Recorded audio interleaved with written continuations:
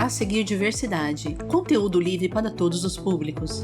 No canto inferior direito, destaca-se a janela do intérprete de Libras. Ícones acinzentados. Catedral da Sé, ponte estaiada, farol Santander. Sobre fundo branco, diversidade com C. E representado por um boneco em cadeira de rodas. Olá, tudo bem? Sejam muito bem-vindos. Começa agora mais uma edição do programa Diversidade.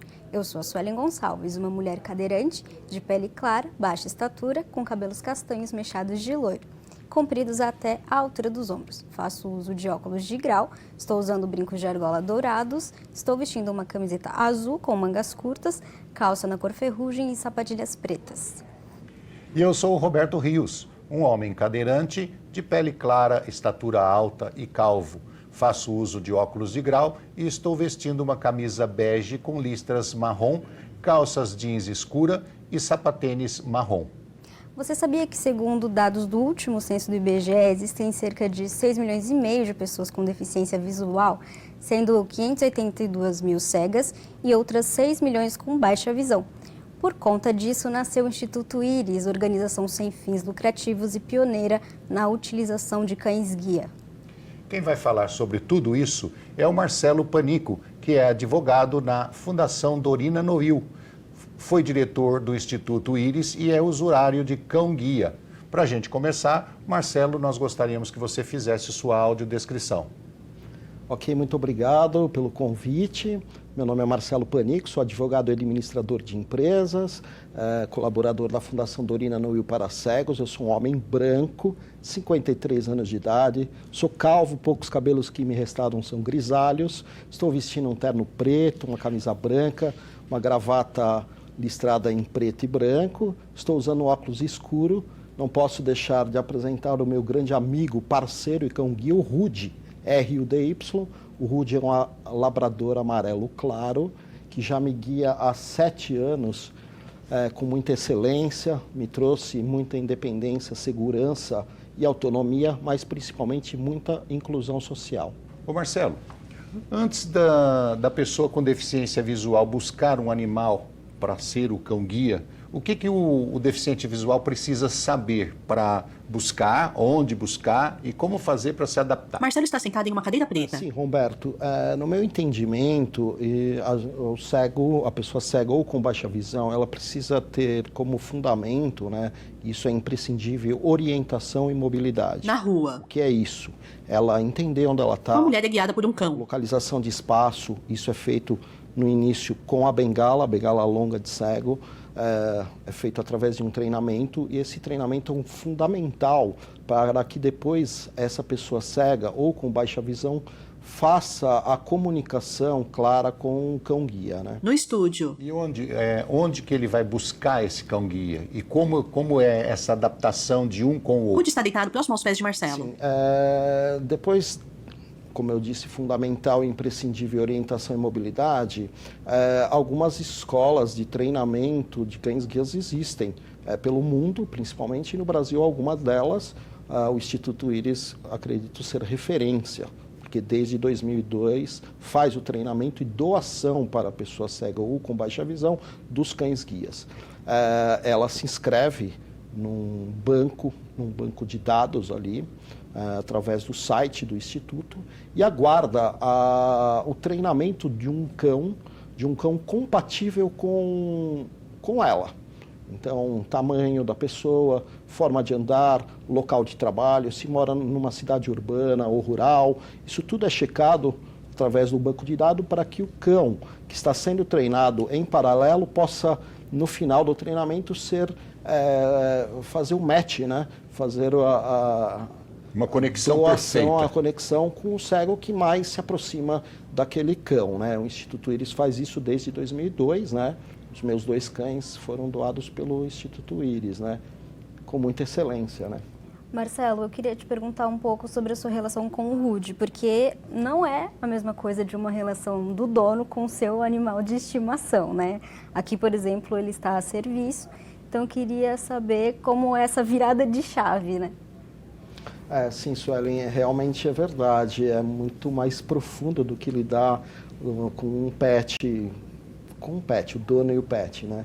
Ele tem, graças ao treinamento aí, que dura em média de 1 ano e meio a 2 anos, né? Essa virada de chave, como você disse, né? Ele sabe o momento de trabalhar, quando ele está com esse equipamento, e o momento de ser pet. E para quem é cego, também é um aprendizado isso. Quando eu tive meu primeiro cão-guia, eu achei que eu ia ganhar um cachorro e a interação com o cachorro ia ser igual aos que eu já tive, né? De brincar, de estar num momento legal, de interagir só nesse momento. Mas eu aprendi que é muito mais do que isso. Primeiro porque o cão-guia é extremamente equilibrado. Ele é um cão que passa por várias situações de estresse, situações de decisões que ele tem que tomar, porque ele é meus olhos no momento da condução, e isso é muito importante, o cachorro ser equilibrado. Imaginem vocês pegarem um metrô, um horário de rush lotado, ele precisa estar atento, entrar no vagão quando dá o espaço, são alguns exemplos, né? Então, essa é a primeira diferença de um pet. Depois, é a questão de ele também decidir, no momento correto, o que fazer. Atravessar uma avenida, uma rua, a ponto de eu chegar no outro lado dessa travessia com segurança. Na rua, a mulher e o cão continuam caminhando. Tem essa noção de distância, profundidade, e o dono, ou eu, usuário de cão-guia, tenho que confiar muito nele. Eles passam no meio de 2 postes. Eu aprendi também durante todo esse relacionamento com os cães-guias que eu tenho e tive, né?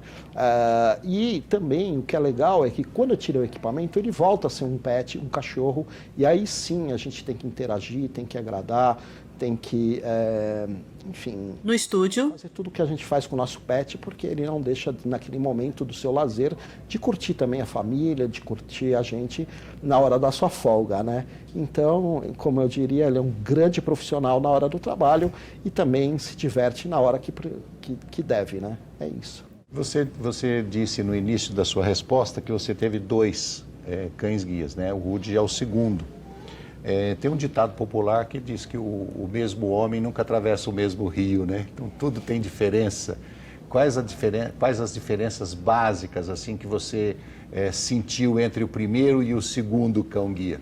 Sim, o meu primeiro cão-guia, apesar também de ser um labrador preto, o Harley. As paredes do cenário são revestidas por uma foto aérea do centro de São Paulo. O Rudy, um labrador, só que esse amarelo claro, mesma raça, mas completamente diferentes, né?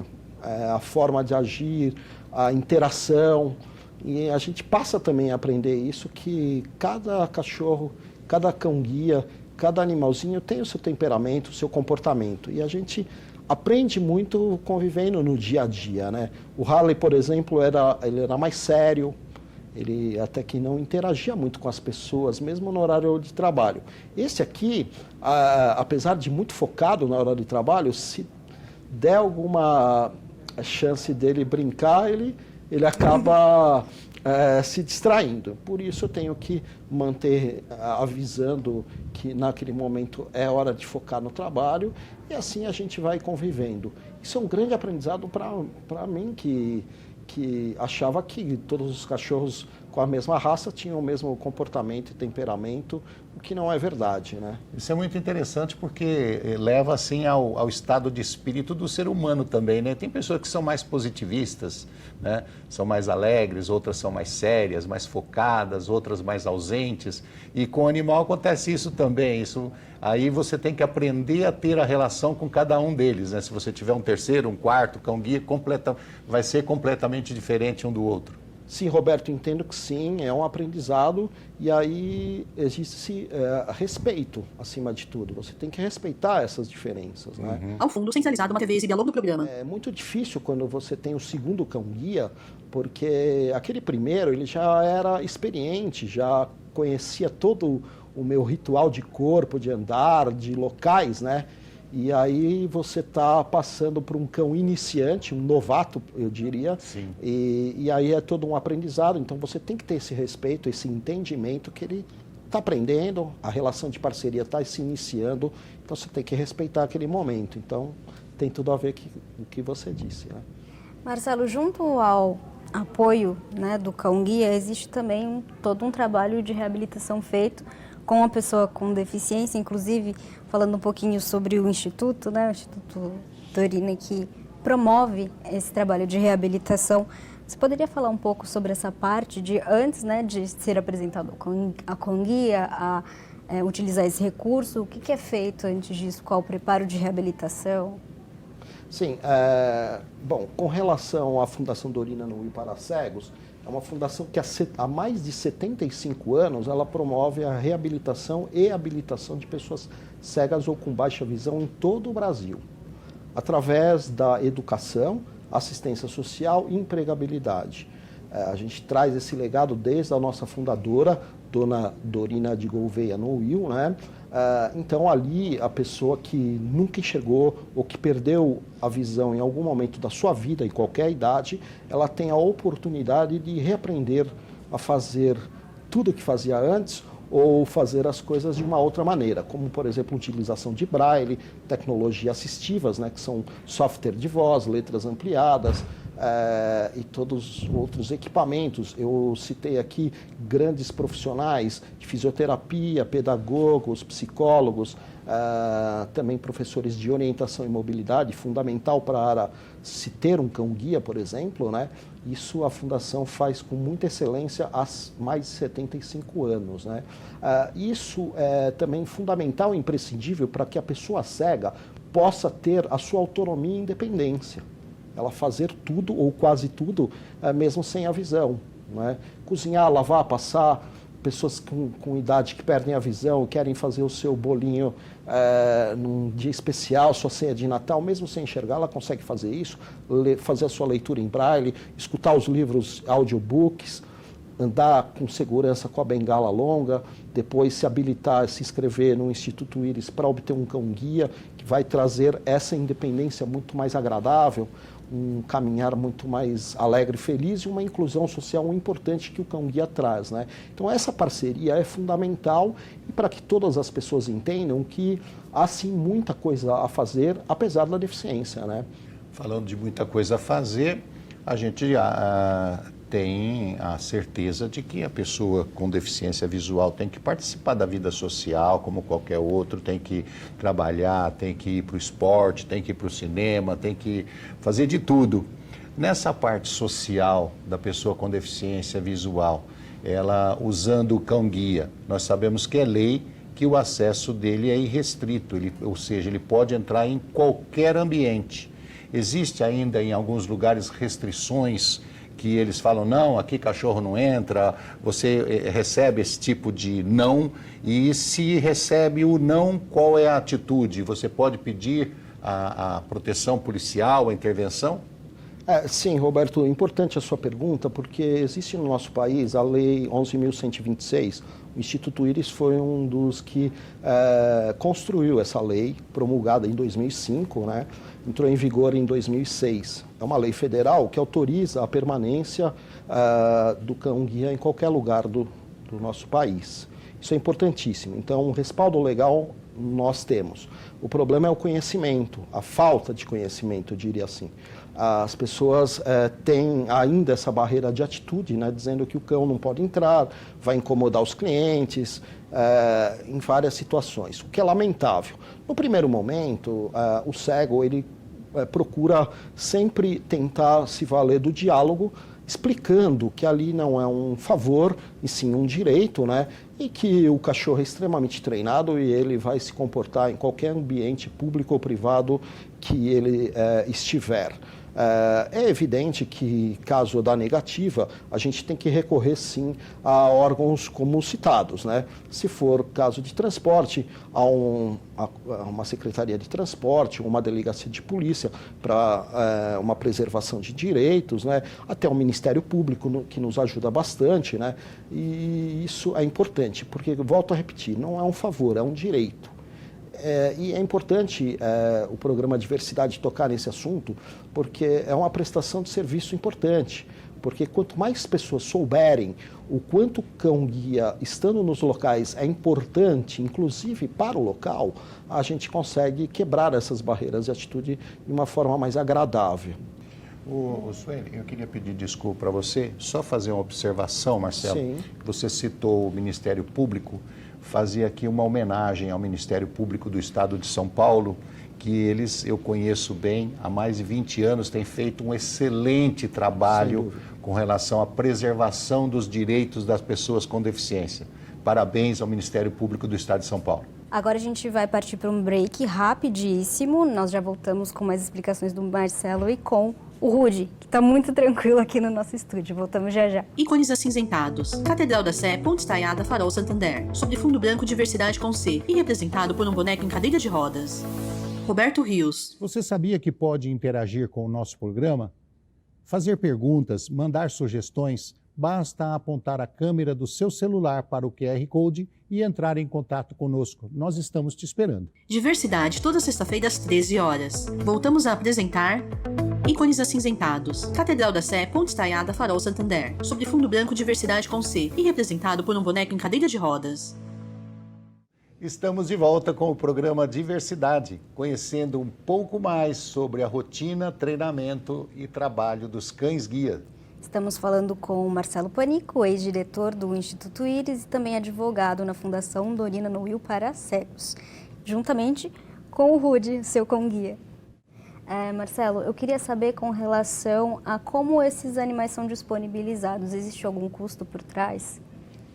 Sim, Sueli, assim, o cego ou a pessoa com baixa visão, ela não tem custo nenhum para ter o cão-guia, ele é doado para o cego, né? Só que é evidente, o treinamento é extremamente complexo, dura em média de 1 ano e meio a 2 anos e existe um custo altíssimo para esse treinamento, né? Os apresentadores seguram fichas de papel. O custo também, o Instituto faz todo um trabalho importantíssimo com vários voluntários, parcerias com empresas e pessoas físicas que fazem as coisas acontecerem para que lá na etapa final do treinamento ele seja doado para a pessoa que não enxerga. Marcelo, eu acho que nunca houve na história uma coqueluche, assim, né? uma loucura por animais como a gente está vivendo nos últimos anos, aí, nos últimos 20 anos, e vem crescendo essa tendência. Os animais vão para shopping, os pets, não o cão-guia, vão para shopping, vão em mercado, vão em tudo quanto é lugar, passeiam nas ruas, e é comum ver crianças brincar com os cachorros, outros animais pararem e cumprimentar os cachorros, né? Marcelo usa um broche da Fundação Dorina no Rio. Eu pediria para você dar uma orientação. O que não se deve fazer com o cão-guia, sendo usuário ou não? Rudy continua deitado. Sim, Roberto, obrigado pela pergunta. Bom, eu acho fantástico essa interação e a participação dos pets em todos esses locais. O cão-guia é bastante diferente por conta do trabalho mesmo e dessa relação com o cego. Quando ele está com esse equipamento que ele leva às costas, ele está em momento de trabalho. E aí a gente pede para as pessoas não interagirem, não chamarem ou não dar nenhuma alimentação para o cão-guia, né? Eu sei que na hora dos acontecimentos as pessoas sempre acabam esquecendo, né? Porque o cachorro realmente é muito dócil, muito agradável e querem mexer mesmo sem a gente estar entendendo o que está acontecendo. Na dúvida, pergunta para o cego. Ele vai informar qual é o melhor momento de interagir ou não. Cito um exemplo. Não é legal mexer num cão-guia às 6 horas da tarde no metrô de São Paulo. Não é o momento de interagir com ele porque pode ocasionar um acidente. Embora ele bastante focado no trabalho, pode acontecer, né? Em contrapartida, se for num local que ele não está guiando, mesmo com equipamento, a gente deixa interagir. Isso é muito comum com crianças, né? Até para que tenha melhor essa inclusão social. É fantástico a inclusão. Eu costumo brincar que a bengala, embora importantíssima para o cego, ela realmente afasta as pessoas. Elas saem da frente para a gente passar. E o cão-guia não, ela aproxima as pessoas. As pessoas vêm falar comigo por conta do cão-guia.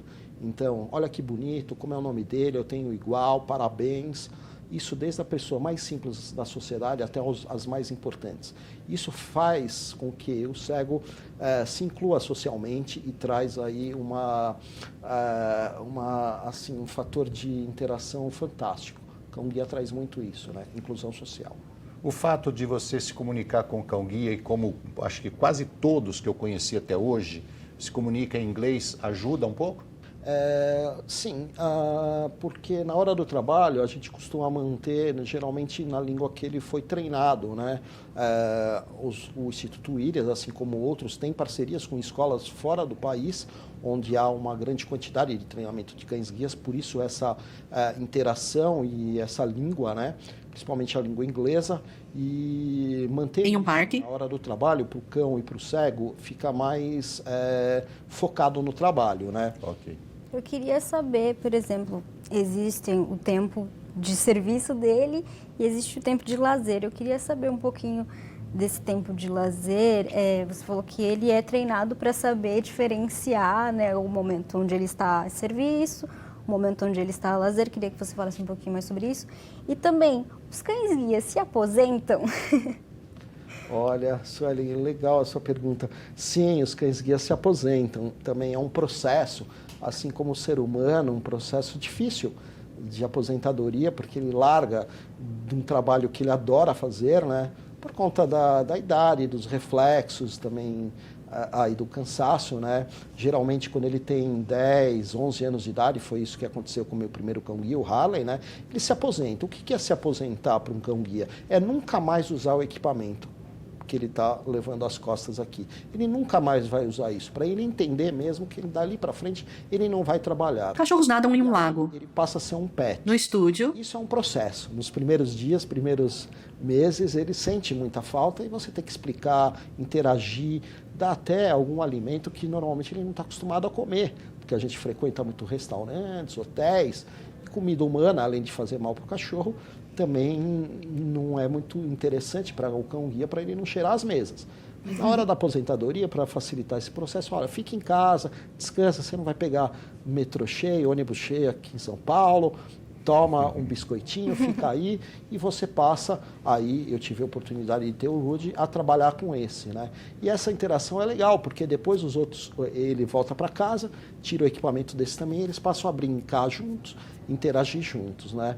Então, esse momento de desligar, de tirar o equipamento, também é um processo. Quando ele está na ativa, ele sabe muito bem que quando eu tiro o equipamento dentro de casa, Roberto aponta para o cachorro. está de folga, diria assim, né? Eu queria pedir para focalizar bem aquela alça que tem nas costas do Rudy ali e comentar com as pessoas que estão nos assistindo que essa alça aí é o mecanismo que faz ele entender que está na hora do trabalho.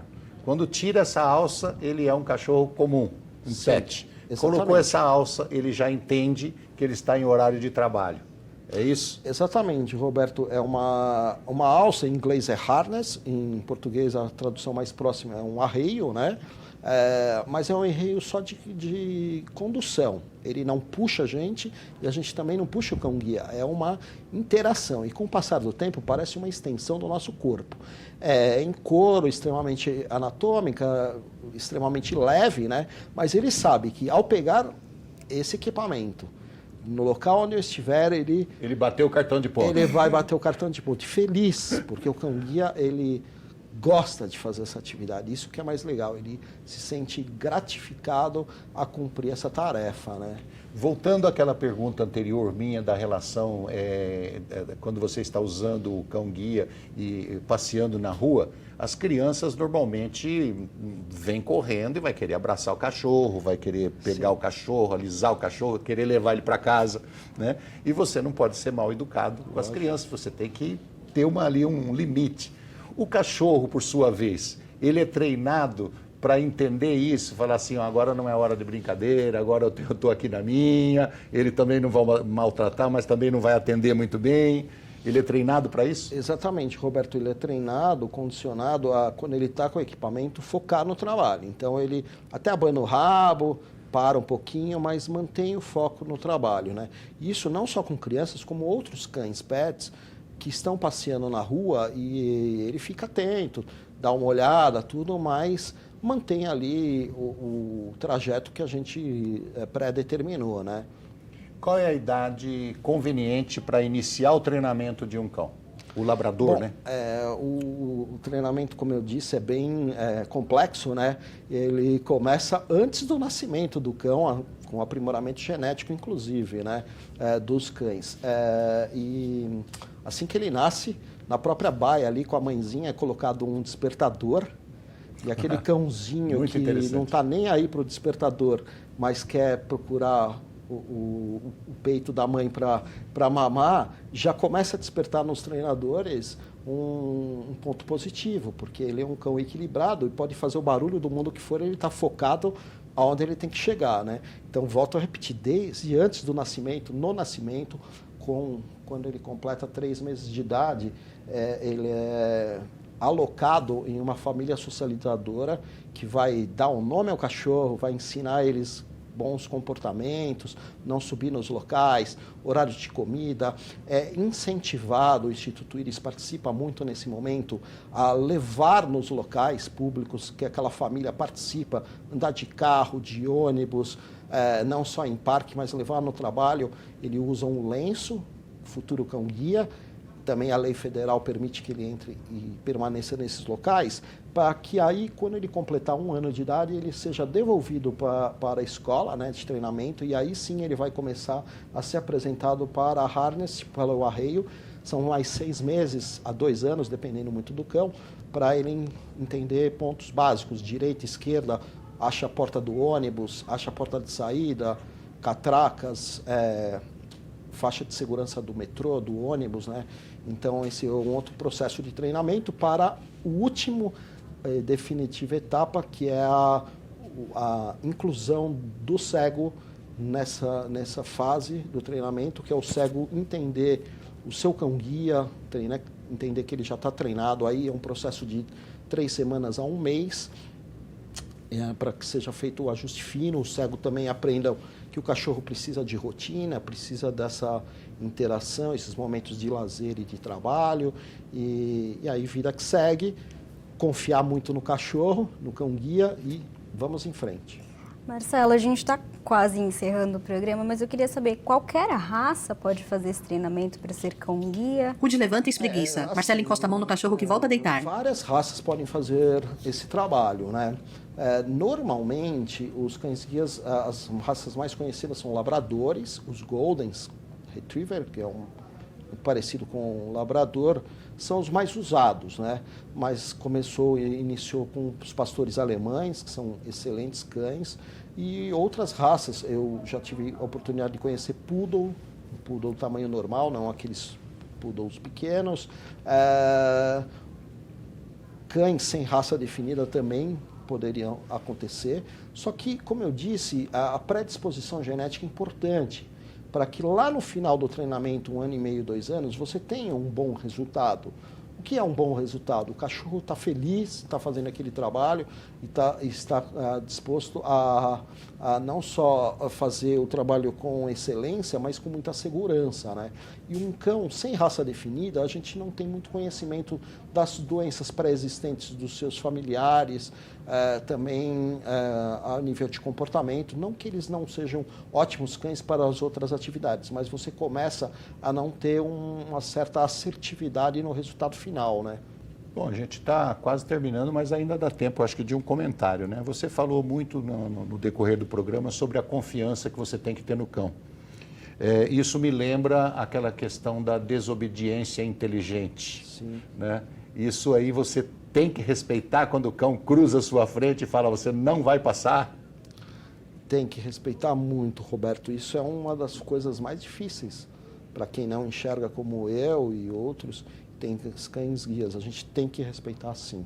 Muitos cães, relatos que eu tenho de cães que salvaram pessoas cegas de cair em fosso do trem ou do elevador, porque ali não estava o local, né? E eu costumo brincar com o meu cão, quando eu estou atrasado, entra, Rudy, nesse vagão do metrô, eu estou atrasado para chegar no trabalho, e ele não entra, porque ele sabe que lá dentro do vagão está tão cheio que não há espaço para os dois, e eu tenho que respeitar a ação dele. É uma troca, é uma parceria, e eu tenho que saber que em alguns momentos ele decide, outras situações sou eu que decido, e essa parceria é legal por causa disso, um completa o outro. Marcelo, chegou ao fim do nosso programa. Nós te agradecemos bastante a sua participação. Eu que agradeço muito, Roberto, Suelen, obrigado pela oportunidade. Obrigada. Infelizmente, precisamos encerrar o programa de hoje. Falamos com o Dr. Marcelo Panico, a quem estendo os nossos agradecimentos, e obrigado também a você que nos assistiu. em mais um programa. Para conhecer todo o conteúdo digital produzido pela Rede Câmara São Paulo, se inscreva no nosso canal do YouTube e nos acompanhe nas nossas redes sociais. Rede Câmara São Paulo, sua conexão com a política da cidade. YouTube Câmara São Paulo.